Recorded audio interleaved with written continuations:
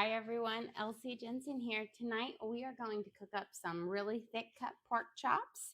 I'm going to make some fried potato discs, bake up a sourdough loaf and some broccolini, and yeah. So let's start by getting our sourdough scored and into the oven. I've had this cold proofing overnight since last night. I did a quick proof on it, like a warm proof in it yesterday. So hopefully all will work well. I'm going to give it a nice big expansion score. I always like to kind of really get into it. And then again, simplicity, just the basic wheat leaf design. I find, not making too many cuts on it allows it to have a really big pop. And now I'm going to transfer this into my Dutch oven that's been preheating at 500 degrees for the last like 45 minutes. There we go. And just going to give him one more cut. And let's get this guy in the oven. We're going to bake him at 500 degrees for 20 minutes.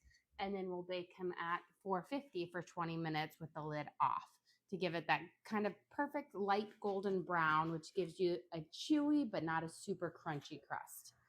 So into the oven he goes. And then I'm going to set my timer for 20 minutes. And now let's start prepping up our dinner. Let's get a quick marinade on our pork chops, and then we'll slice up our potatoes and work from there. So I told you today we're having thick cut pork chops. I love it when the store has really thick pork chops like this because that means they're going to be so tender and juicy. But the trick with thick cut pork chops is I'm going to sear them off on my pan on both sides, and then I will finish them off in the oven to get them that really perfect, juicy, pork. Otherwise, if you try to cook them all the way through on your stove, they're going to get really dry. So let's start by seasoning them up. I'm going to use a little bit of Worcestershire. So nice little drizzle over each one. And we're going to season both sides of these pork chops because they are pretty hefty. So we've got a good drizzle of Worcestershire over it. Then I'm going to use some onion powder and a nice little sprinkle over each one. Again, I'm going to season them fairly heavy because this is a big chunk of meat and only the tops and the bottoms will really get that flavor in them. We're going to use some garlic salt. A nice sprinkle over. And then I have some Mrs. Dash's original blend. This is the Costco version of it, but it's the same thing. A nice shake. A good coating of it as well. And then we'll finish off with a little bit of ground pepper.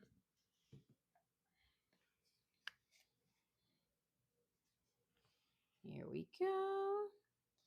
And then let me grab a fork and we're going to flip these guys. And then I'm just going to let them sit for a few minutes after we flip them. And then we'll work on our potatoes. And that way they'll get a little bit of time for the seasoning to sink in before we start sauteing them off. There we go. But really crucial to make sure you season up both sides of the pork chop because, again, this pork chop, I'm going to have to say it's probably like 1.5 to 2 inches thick. It is a thick pork chop. Okay. Let's get those guys seasoned up again. So again, same with the Worcestershire. A nice drizzle.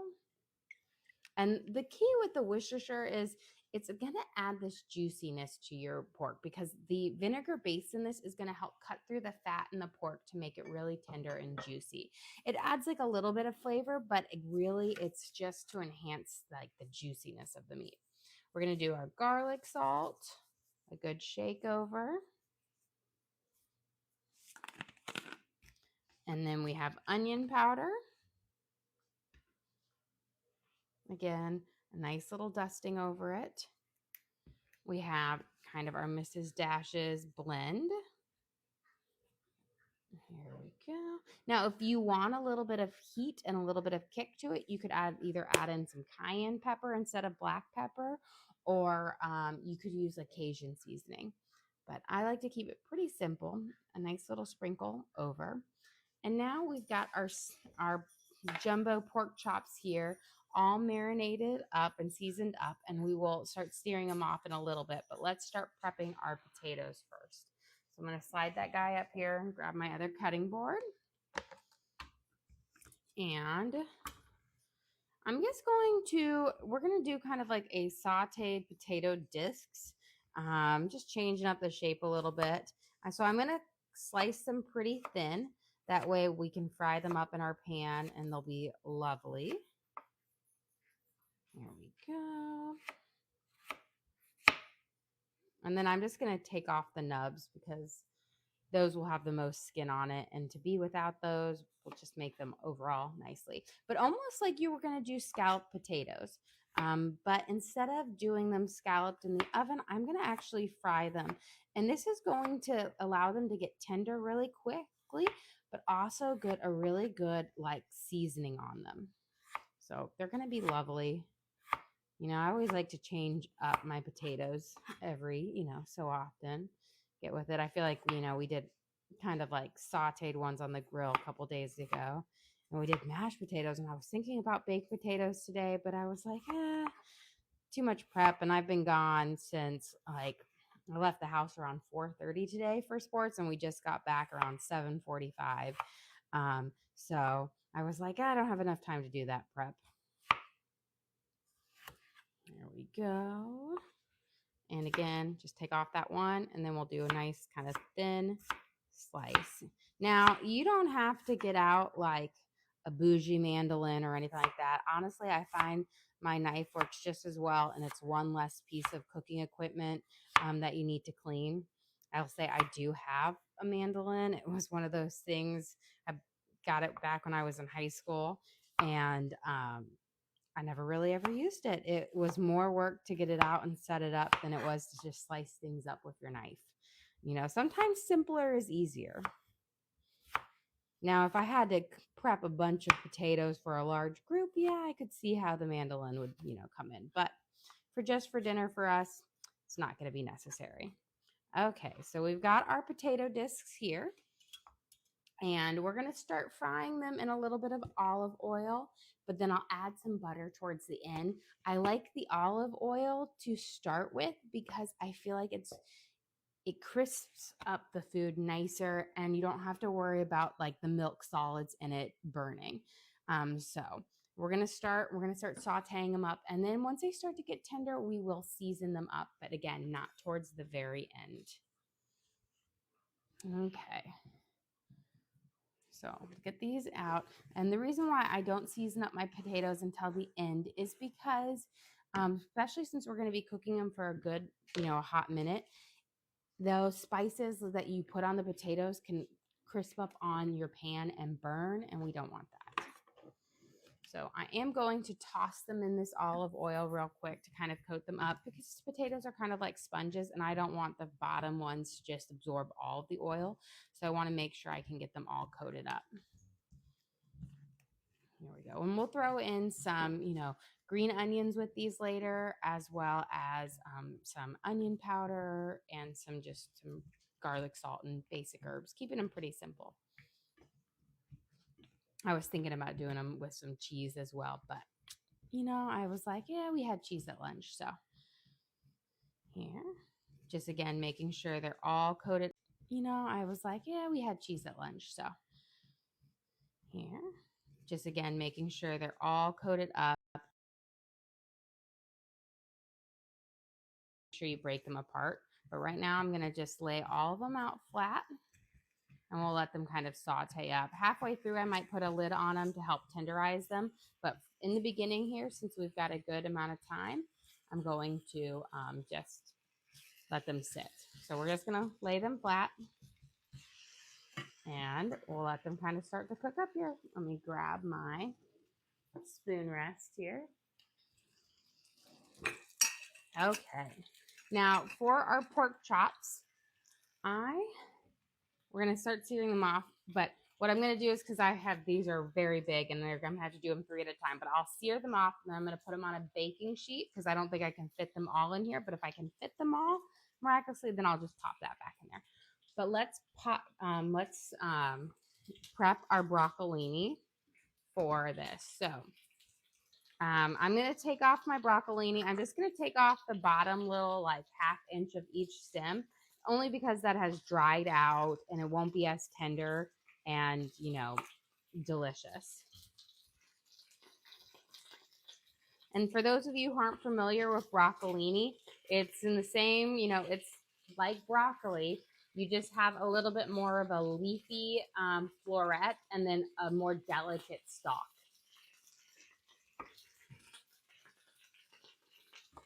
There we go. So we'll get all of these kind of chopped off. And I feel like my oil is nice and hot over there. So I'm going to give my potatoes a quick toss and then we'll turn our oil down now that it's starting to sear up.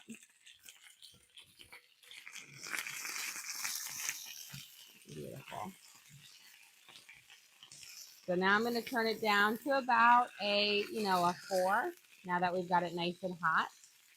But you can see we're already getting just lovely crispiness on it.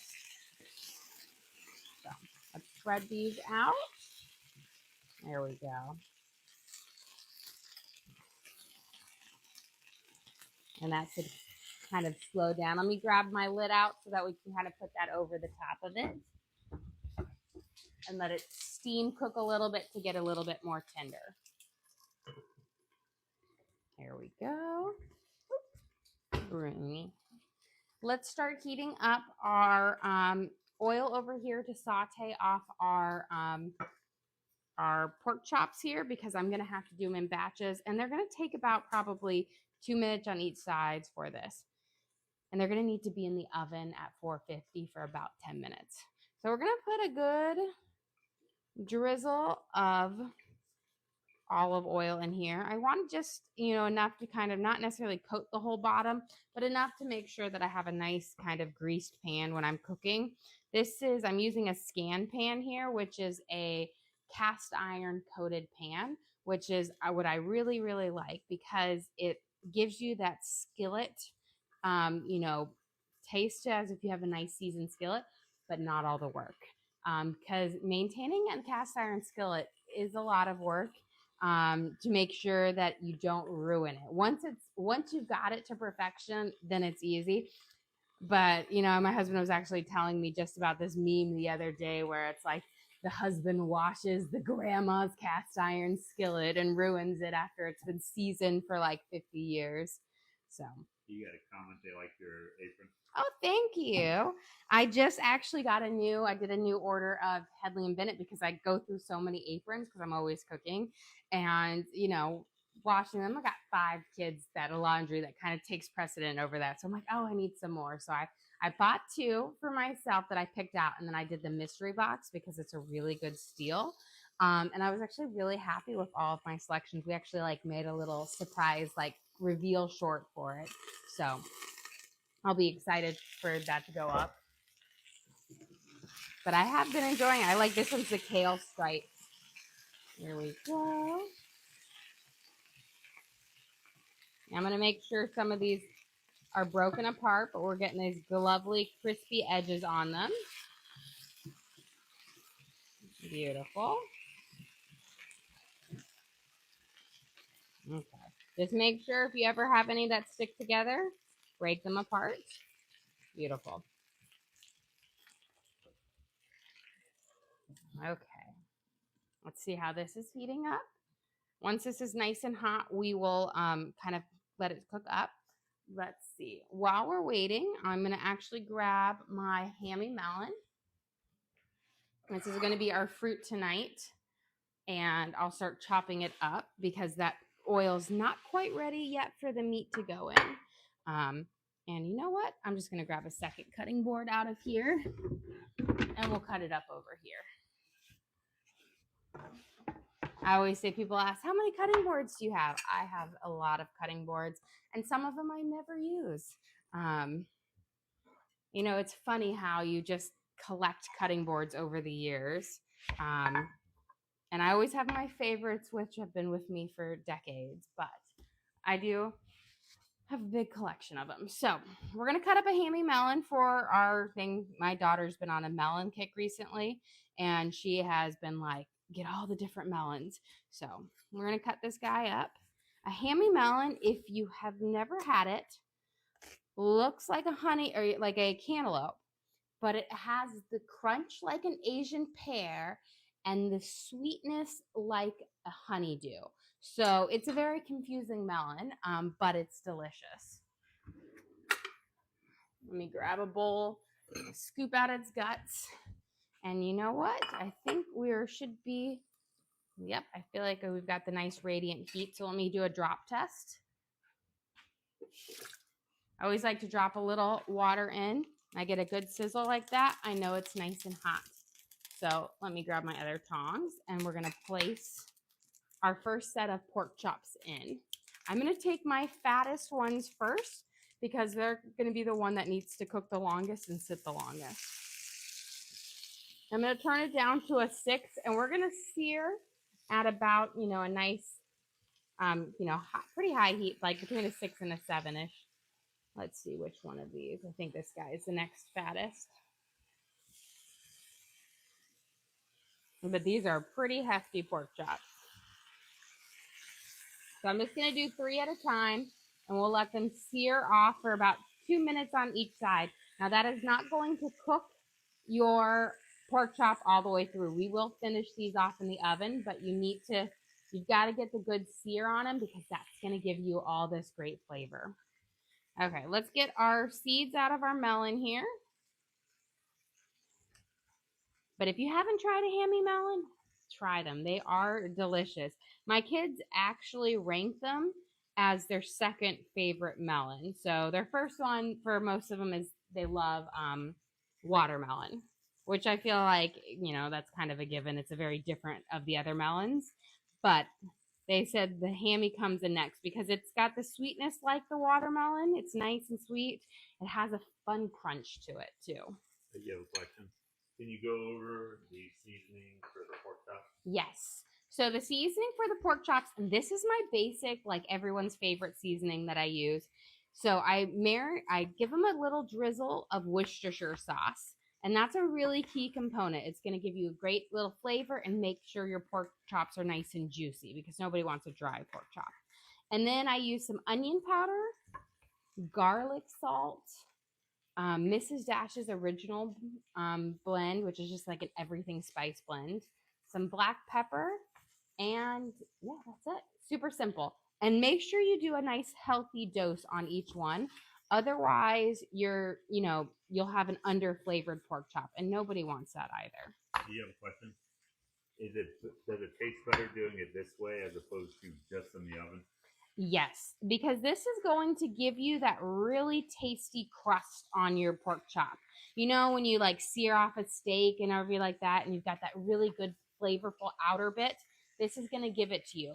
And then it's also going to allow it to cook more evenly to give you that like nice kind of medium rare, like juicy center versus if you cook it in the oven, it's all cold to begin with. So then it gets a bit more dry and it seizes out the liquid. Searing it off on high heat is going to allow it to keep in its juices and also give you that nice flavorful crust.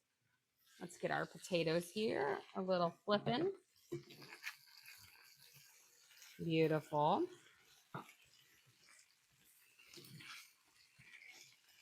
And they're getting nice and tender. You can see as they're starting to get more and more translucent. Once they're completely translucent, you'll know they're done because they'll be nice and tender. I'm going to leave my lid off for a little bit to let some of this steam escape out so that we'll still have a crispy product when we're done at the end. Do you have a question? Have you ever done stuffed pork chops? You know what? I have never done stuffed pork chops. I've done a lot of stuffed chicken and salmon, but I haven't done pork chops. So I might have to venture into that. Now, I do make a really mean, it's kind of like a Wiener Schnitzel or, just like a pork tenderloin that's been breaded. It's delicious. but I might have to try that. I think that might actually be pretty delicious. Okay, now I have done a stuffed pork tenderloin where I wouldn't necessarily say it's stuffed, but I kind of filleted it and then did a lovely herb seasoning and rolled it back up and then tied it with some cooking twine. So I mean, that's kind of similar, but not a full pork chop before. So my trick to cutting melon really fast is I make it into slices and then you put these little lines in it, slices down. That way, when you go to run your blade against the cutting board, you can just push down and slide it across. And that's going to get you almost all of that off. And it means you don't have to arc your blade. It's just a fast, easy way. And this works with like honeydew, cantaloupe, hammy melons, the canary melons. It does not work with watermelon, unfortunately, but this is a great way to cut up your fruit fast and efficiently without having to do, a lot of work. And, cutting up your own fruit saves you a good amount of money. So I always recommend to do it. Because otherwise, if you do it this way, you've got that part and then you've got to chop it a second time. Let's go get these pork chops flipped over here. It's been about 2 minutes. Beautiful. So this is that crispy crust I was telling you about that's going to have so much flavor. Ugh, let me get this guy is not wanting to come up with me. Beautiful. Perfect. And now we're going to sear this one and then the third one. So I will do it on both sides. And then that layer that has that big fat vein on the outside, I fry that one up too, because that also gives you a crispy edge with a lot of flavor. Now these nice spices on here that are nice and blackened, that is the onion powder that gives you this great kind of crispy sear on it. And when we put it in the oven, that steam will rehydrate it up and it will give you this just lovely flavor to it. But our Dutch oven here is ready. Apparently I've got half lobster, half cat. So we're going to pull these guys out here. Okay, and this is always whether it's going to turn out is if it has a nice pop. Oh, mine did not have a great pop here. But guess what we're going to do? I'm just going to give it another little expansion score to kind of help it split out here. And we'll see how it turns out. I told you I only let it proof for like 3 hours last night because I was so tired. I wanted to go to bed. So we'll see how it things out. It's still going to taste delicious, but it doesn't have as big as a puff as it normally does. And I think it was because I did 3 hours instead of 4. We're going to turn our oven down to 450. Oh, that is a timer, not my oven. That would not be good. So 450 because we don't want to have a super dark crust, and then 20 minutes. Beautiful. Okay. Let's get this show on the road. Let's give our potatoes a little flip here. And we'll season these up and again towards the very end. Okay, they are looking delicious. I've got them just cooking on nice and low here. Let's finish this guy. Well, you know what? These have been about 2 minutes. Let's flip them on the side because we want to get them in the oven pretty soon.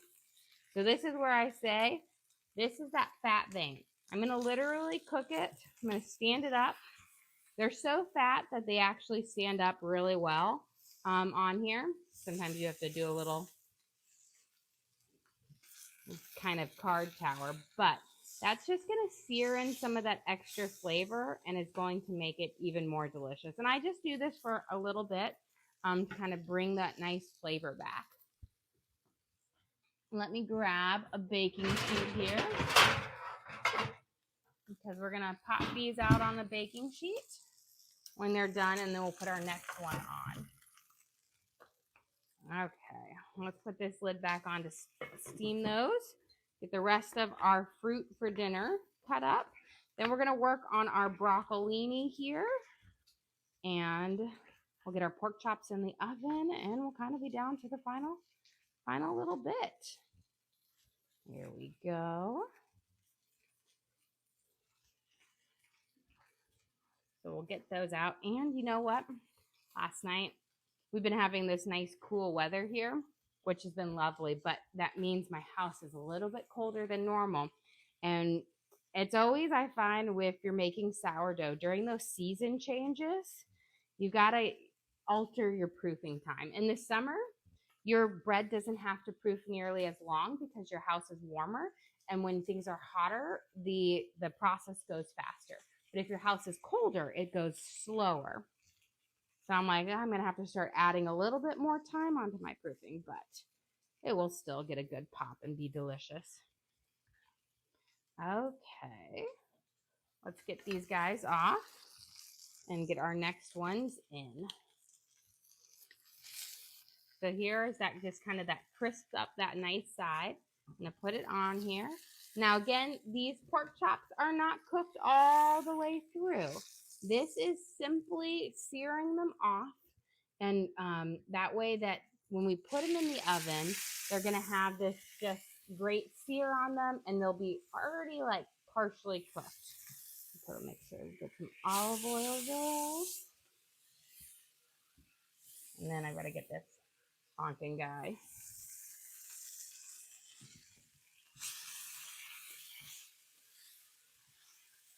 There. Okay, let those sear off.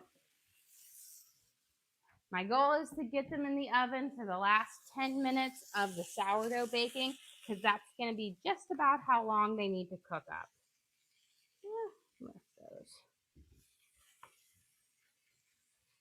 Now, I always make it, I like to feed my kids lots of fresh fruit.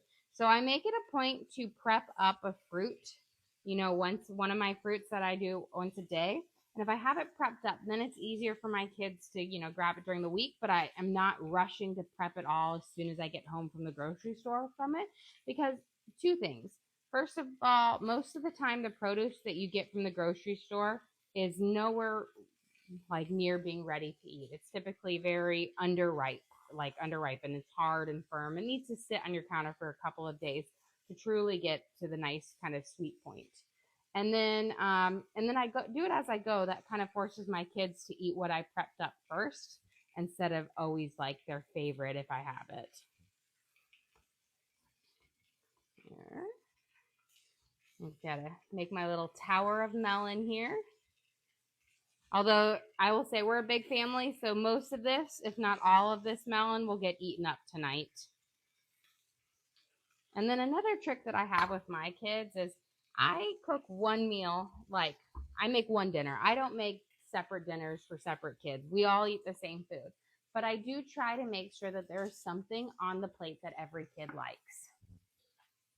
Let me grab this over here.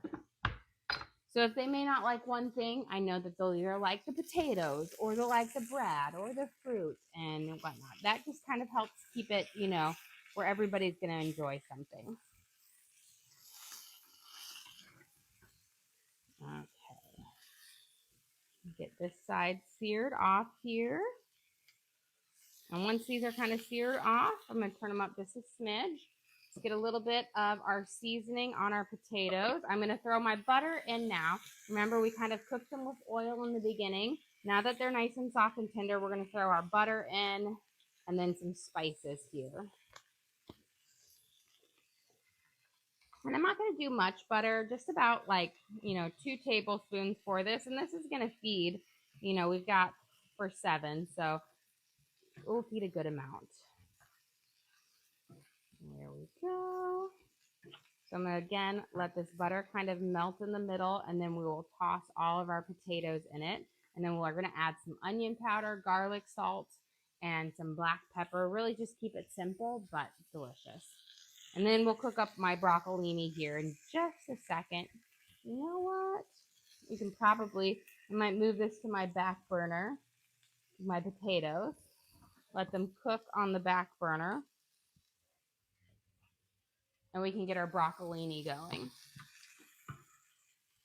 So I'm going to cook my broccolini in butter because broccoli and butter just are meant to be.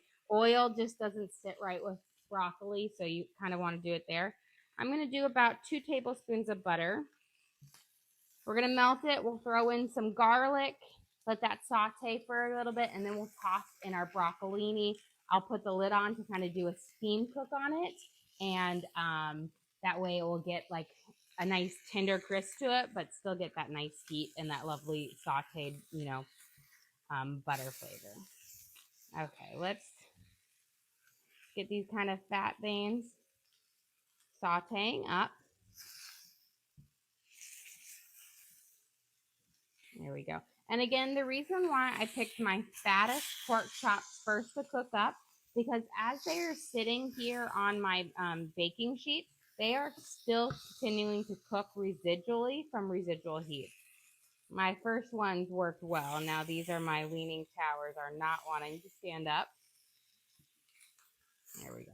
You don't need a lot, but I will say you want to have them crisp up a little bit, because otherwise when you put the pork chops in the oven, the part that hasn't crisped up is just going to be rubbery. But if you give a quick sear on that fat, it's going to release out it and it's going to add a lot of great flavor. Okay. Now I'm going to see if I can pop all of these pork chops in here, because if I can, that's great. Because then my baking sheet is already nice and hot. Or my thing right here.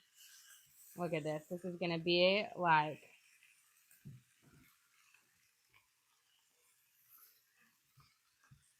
we're going to get it in here.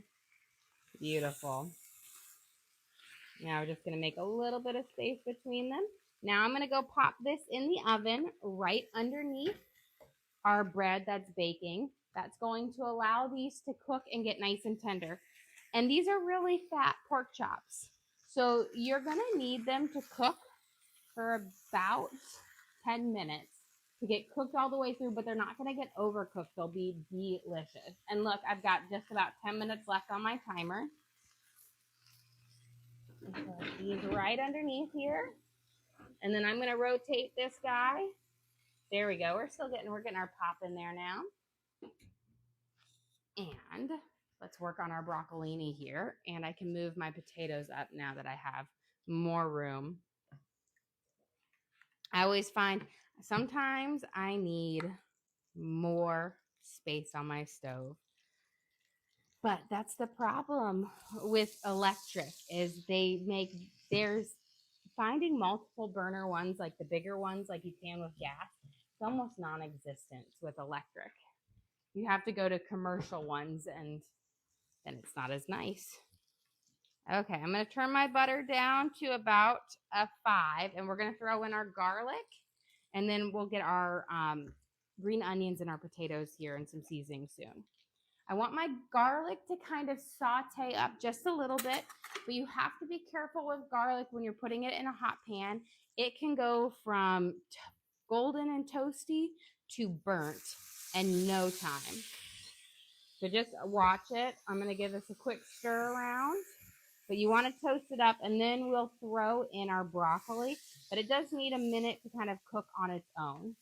And then we'll get our potatoes here. We've got them cooking in our butter, just kind of sizzling. I'm going to give them a nice little toss.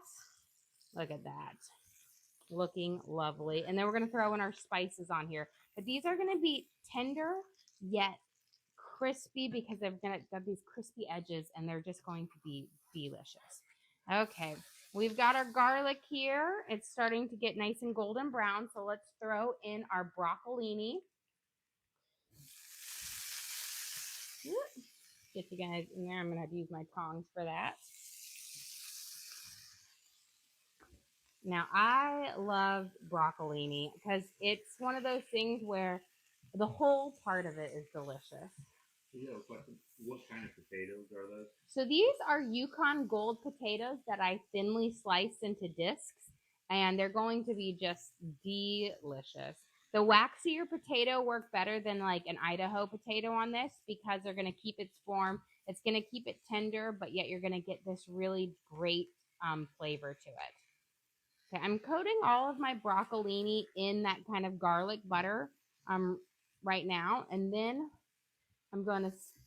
let me grab my big lid, and we're going to steam it while it cooks. Now, That's one thing I love about the hex clad pans is they come with the lids that have a little steam hole so it won't get too soggy in there.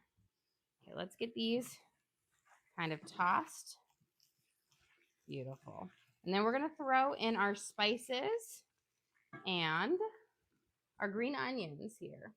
So I'm just going to use about 4 green onions. I'm going to cut off the very white bottoms. And we're going to slice these up and we're going to throw them in with our potatoes. I'm going to let the kind of the paler green parts go in first, and then we'll add the darker green parts in a little bit. The paler green parts can take a little bit more heat in cooking.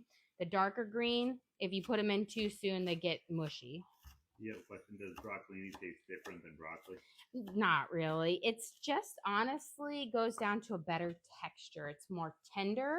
And it's, you know, a lot of people with the broccoli, they don't eat the whole thing or they just like the floret part. Imagine getting all of that tender floret-y part where those things all over. So it is really lovely. We're going to add in some onion powder on our potatoes. And I'm aiming for about a teaspoon or so. This is going to help them crisp up and just give them really great savory flavor. And then we're going to add in a little bit of garlic salt. Just a couple good shakes. And then a little bit of black pepper. Now you could also add in like rosemary or oregano or thyme if you want to have a bit more of a season to it. But I'm keeping it pretty simple. We're going to toss them. Here we go. Beautiful. So kind of think about like almost they're going to be similar to like a scalloped potato, but doesn't take nearly as much time in the oven. Okay, we'll let those kind of sit there because they are almost done. And let's take a quick peek at this real quick. Let me grab my tongs. And you can see my broccolini is starting to get more of this lovely vibrant green. That means it's starting to get more tender. And that's what the color you're looking for is just this really dark, vibrant green. That means you're still going to have a bit of firmness to it, but it's going to still be tender. So I always say it's like that tender crunch. That's the ideal that you want it. You don't want to wait till it turns like a yellowish brown. That means you've overcooked it. And you don't want it to be a pale green. That means it's still going to be really, really firm. We're going to sprinkle a little bit of garlic salt on here.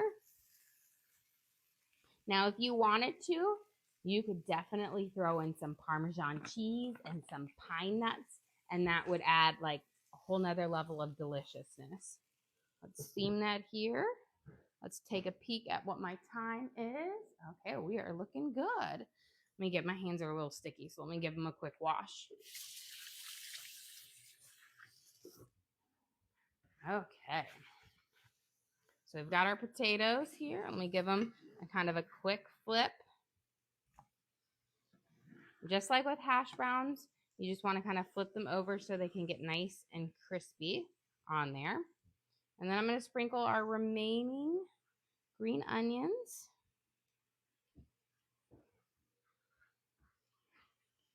And we'll let those kind of steam up and finish cooking nice and low. Let's get our broccoli. Grab my tongs. We'll give it another little quick stir. You can see how each time I come in here, like just look how this is the color you're looking for. This just lovely, really dark green will be just perfect. Okay. Look. Just gonna rotate it again. Beautiful. So these are just about done. I'm gonna leave the lid off now that I've gotten a lot of steaming because I don't want them to get mushy and I want them to really steam up. Okay, so I'm gonna turn this down. Let me clear our space because we're gonna go grab our pork chops out and then it'll be time to grab our bread out because it's been just about amount of time. But let me, these are gonna be coming in hot, so I wanna make sure I have room cleared off for them. Put my fruit up here, my lid, and you know what? I'm going to put my pork chops right on the counter here. So let me take these off completely because otherwise Got it. Okay, let's go grab ours out. So we're gonna grab our pork chops first because they've been cooking nice and hot. Beautiful. This is gonna be very, very heavy. You can hear, I don't know if you can pick it up on the microwave, but that pan is sizzling and they are going to be delicious. Now I always check, there's always the touch check, and the way if yours feels nice and firm, but not rock hard, then you're gonna have a nice juicy one. If yours has really got a big squish in it, then it's gonna be too much. Let's grab our bread out now.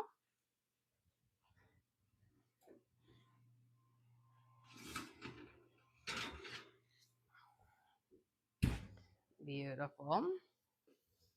So we've got our nice sourdough bread here with its lovely, like I say, a nice kind of blonde crust on it. It did give me a little bit of a peek later on. It's actually like it's smiling at me. There we go. But I like to cook it to a nice kind of golden brown blonde. We've got our lovely wheat leaf design. We've got our little ridge and our peak. And look at our golden brown crust. Here we go. I'm going to slide this over. And we are ready to serve up in just a second here. Let me just give my potatoes one last toss and my broccolini one last toss. And then we will serve up. Just got to make a mental note not to grab that handle because that handle is going to be like 450 degrees. Okay, we can turn these guys off. Beautiful. Okay. Now, I'm not going to cut into my sourdough yet because if you're new to making sourdough, once you take it out of the oven, it needs to sit for about 10 minutes before you cut into it so that all the steam can come out or you're going to have a bit of a gummy sourdough. Okay. Let's get ready to serve up dinner here. So we're going to start. I'm just going to go grab my center pork chop right in here because he's right in the middle. Look at this. This is the beautiful part when you cook it in the oven. You've got this just lovely kind of sear on it. I seasoned it with Worcestershire, garlic salt, onion powder, black pepper, and a little bit of Mrs. Dash's. And then we seared them off in our pan, and then we finished them in the oven. And we are going to serve it with our broccolini, which we made a simple garlic butter sauce for it, and a little bit of onion or garlic salt in there. And then our delicious kind of potato discs that are going to be full of flavor. We cooked them we started them off in olive oil, then we finished them with a little bit of butter, green onions, onion powder, and garlic salt. And they're just going to be tender yet crispy and delicious. And then, of course, we'll have them with our slice of our sourdough bread and our hammy melon. So a delicious and quick meal, guys. Well, guys, thank you so much for joining us here today. Don't forget to like and subscribe. I try to do live cooking shows every single day, kind of show you what we're making for our family and hopefully teach you guys something along the way. Again, we do upload all of our videos to the link on our page. So if you ever want to recreate any of these recipes at home, you can just go to that link and search for what we made. So we've got our thick cut pork chops, our broccolini, our potato disc, and our homemade sourdough bread. And you can watch and cook along with us again. We also have a link to our Amazon storefront that has all of our different cooking gear and gadgets. So I have all of my different pans that I use, my Dutch ovens, my cutting boards, my knives, all the different gear that I use in the kitchen I have in there for you guys to check out. But again, thank you so much for joining us here today. Don't forget to like and subscribe.